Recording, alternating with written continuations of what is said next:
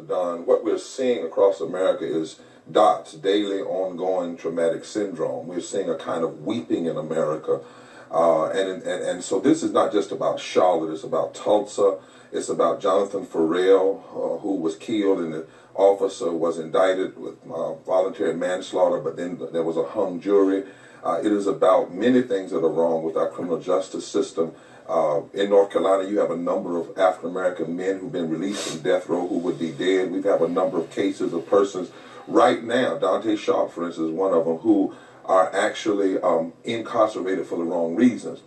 In this particular case, though, we've got to make sure we get the facts. And I was in touch with the U.S. Department of Justice, the mayor, pastors, and other local leaders with the NAACP. I'm headed there tomorrow because first thing, we have to get these tapes out. We have to get the tapes out. What we have done is one of three scenarios. One scenario is that a unarmed African-American man who had a book was shot and somebody planted a gun on the spot.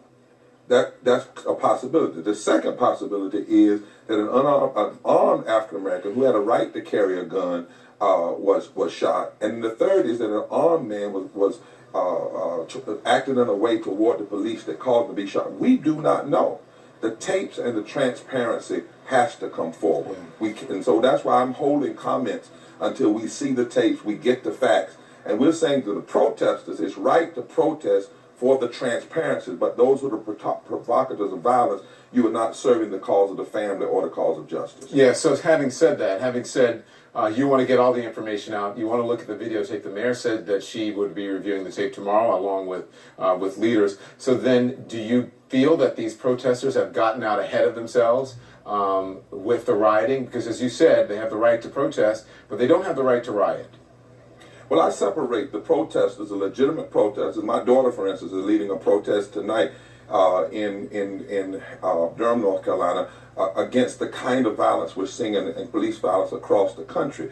It's one thing to have legitimate protests and to call for transparency. Now, understand the city you're in. You're in a city where you had a young college student shot multiple times, and there was a hung jury. You're in the city where Donald Trump came through, for instance, and applauded one of his persons who attended his rally for actually hitting and slugging a person.